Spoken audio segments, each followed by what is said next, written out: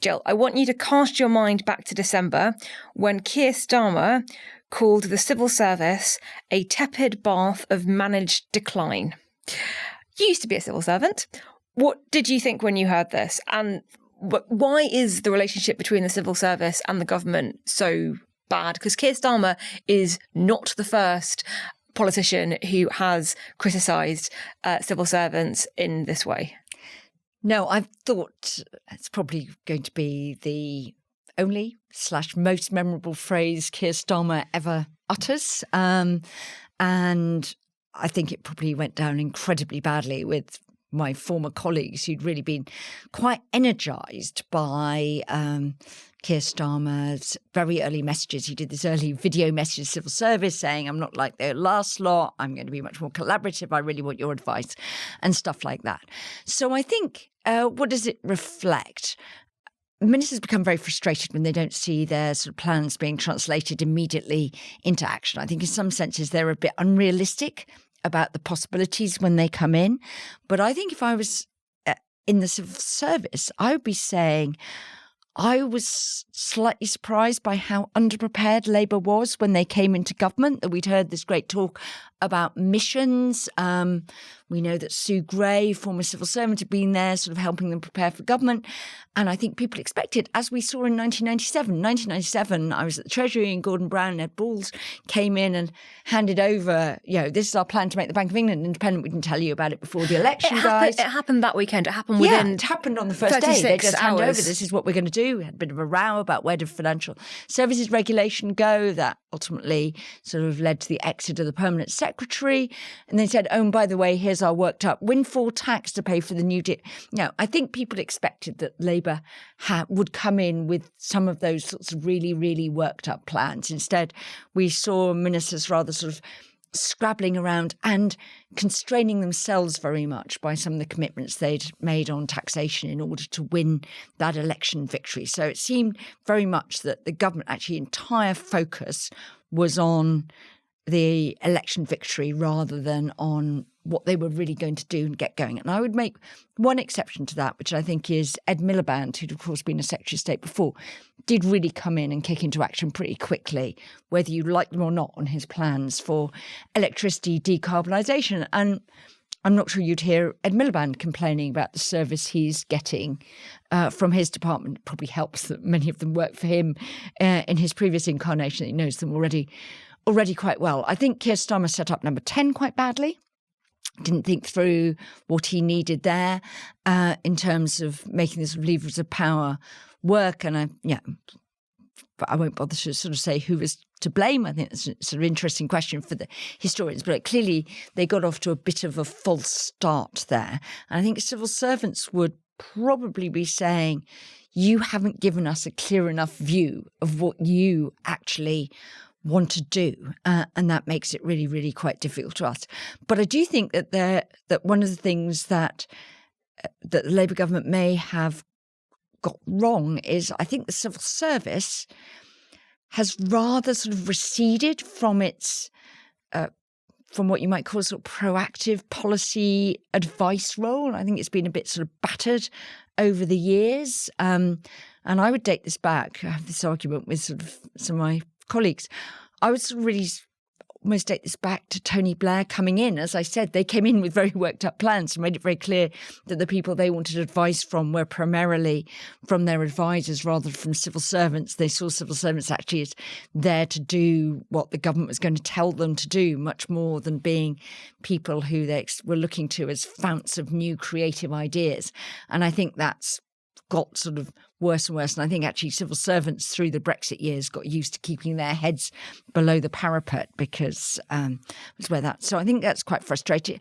I think it's quite interesting, I think, the way in which Keir Starmer not only is frustrated with sort of personnel, though there's usually this sort of compositional effect that ministers like the civil servants they immediately work with and then sort of don't like the rest of the system. It's a bit like you think your local hospital's good, but then you think the rest of the NHS is rubbish and things like that. That you work quite well with bits. But I think he's also clearly become increasingly frustrated, and this at the sort of trying to navigate some of the thicket of government. I mean, remember the government came in with quite a lot of plans to strengthen the OBR, to set up some new arm's length bodies, and was, very critical of the previous governments for their sort of dismissal of warnings from some of the regulators and things like that. And seems now to regard those as sort of blockers on government ambition. And it's an interesting thing for a lawyer like Keir Starmer to be thinking, because largely that is because of the sort of legal frameworks within which they're operating and the way in which they've been tasked to do things. Well, I wanted to ask about those arm's length bodies, because Starmer has sort of softened his tone towards the civil service and has taken up aim at quangos, that's quasi-autonomous non-governmental bodies. NHS England, the world's largest quango, was scrapped, and there's a bonfire of quangos. Departments have been asked to justify the existence of the public bodies in the name of accountability and efficiency. A whole load are being closed or merged, and there is an argument that when you get these arm's length governmental bodies, you are moving accountability from ministers and departments to organisations where if something goes wrong, it's difficult to work out, or not even if something goes wrong, where it's difficult to work out who's in charge, and it's ministers losing accountability and responsibility. But as you say, there are also there's a legal framework with which these organisations operate in, and that's a legal framework that was presumably passed by MPs in Parliament. Yes. I think it's quite interesting about this relationship. In one sense, ministers are required to account for them to Parliament, but don't feel they've got the right levers of control. And I think that's part of the source of frustration. It's really interesting whether it makes a huge difference. We've seen some of these bodies yo-yoing inside and outside government. If you take sort of UK Borders Agency, it's been an executive agency, it's been a department in the Home Office. Does immigration policy work any better when it's in one form or another? I mean, the really interesting thing is that governments don't really ask themselves that question. It's almost impossible to find any decent research inside government or outside government about when is a function performed better at arm's length, what are the pros and cons of doing that, when is it better brought inside government. You could argue that there's a bit of a transparency accountability issue that, when it's in an arm's length body, it's very clear who's sort of making the decision rather than just sort of lost in the blur of what goes on inside Whitehall departments, that you'll get a chief executive or chairman who will go out and talk about that, whereas otherwise it's just a minister taking lines. So I think it's a bit of a mixed picture on that. Some bodies, I think, do sort of take on a bit of a sort of life of their own. They, I think, are quite often a bit slower than the people who are working closely with ministers to pick up on changes of direction or get on the same wavelength as new people. Remember, they were probably appointed by somebody, 2 or 3 secretaries of state ago.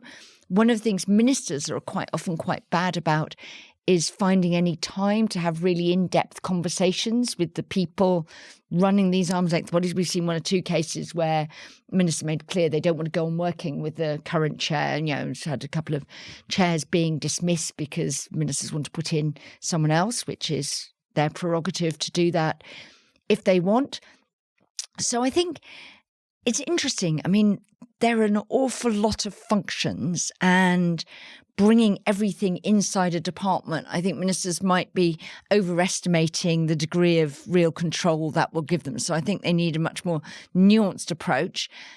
It's always good to have a look at the landscape and say, do we think this is working well? Do we think it could work better? But I think this is one of the things with Wes Streeting's sudden about turn on getting rid of NHS England.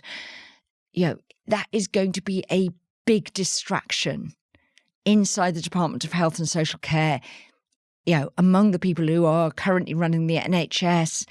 Lots of turmoil, lots of jockeying for jobs, working out who's doing what next. Probably take a couple of years at least to settle down.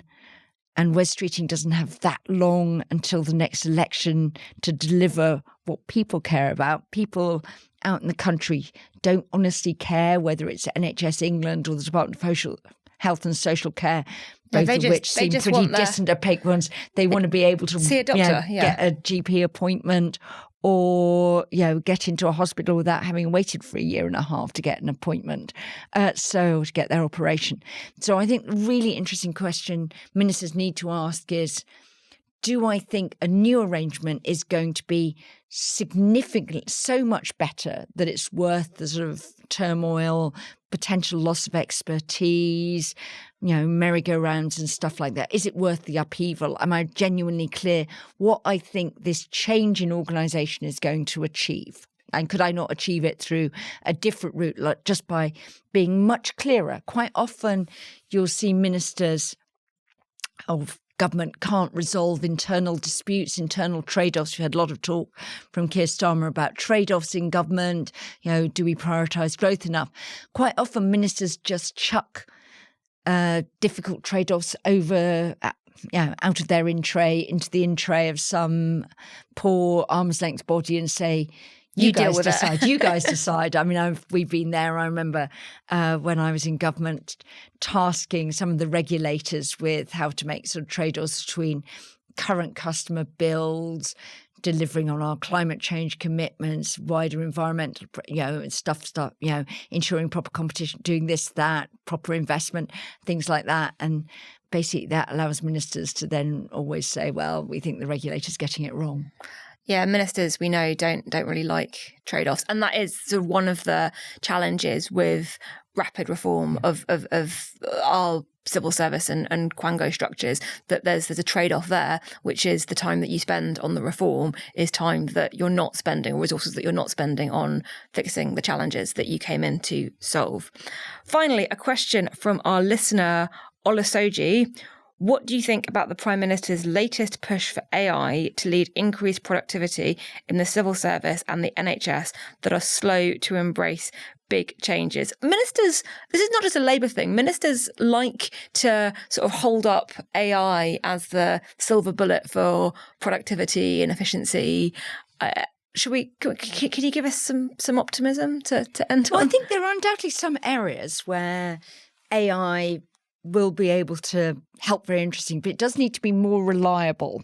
So a couple of weeks ago, a colleague and I did, because government's launching yet another red tape challenge, colleague and I had to go with his DeepSeek app as part of that, because one of the things that I think regulation is very difficult is we put regulations sort of badge. Is it environmental regulation? Is it health and safety regulation? They come up from different departments. But if I'm trying to do a business activity or expand my business, I'm really interested in what regulations apply to me. What do I need to do?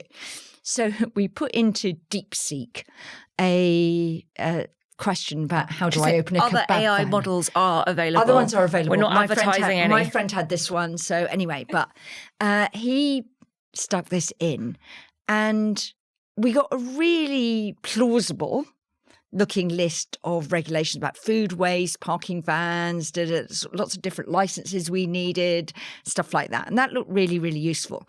We put the same thing into .gov.uk, only one available. That's the government website. And it told us how to open an MOT testing centre as its first search term. So we decided actually government could possibly do that quite a bit better. But then we asked the same AI model for had anyone done any research on whether red tape challenges worked, and it offered some very plausible looking Institute for Government reports, none of which the Institute for Government had actually written with fake URLs. So we lost our faith in the quality of AI. So I think if you're using AI for government service, you do need to know it's reliable. But I think the thing that if I was working in the NHS, I might say, fine, if I can use AI for rapid diagnostics with a higher accuracy rate than the human eye to look at sort of mammograms and stuff, that will be really good, free up resource to do things, to actually have some face-to-face interactions and things like that. So if you can do that, great. But a lot of people in the NHS would say, could I first have a computer laptop that I don't have to spend half an hour logging onto our basic system. There are an awful lot of fundamental basic things that for anyone sort of working in normal business would just regard as completely unacceptable levels of low performance in a lot of public sector IT. And you might want to sort that out before you get to the fancy schmancy AI add-ons. But I do think it's really interesting.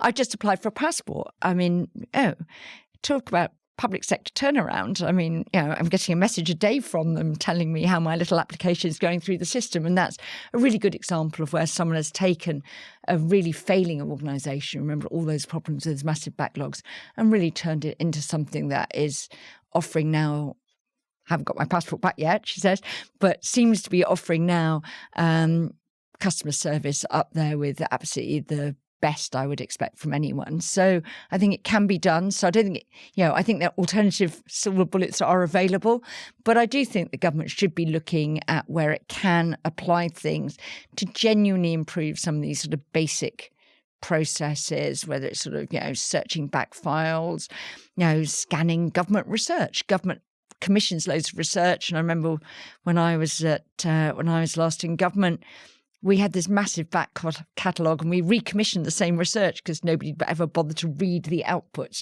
I think there are some things that you could use AI for and it could be very useful.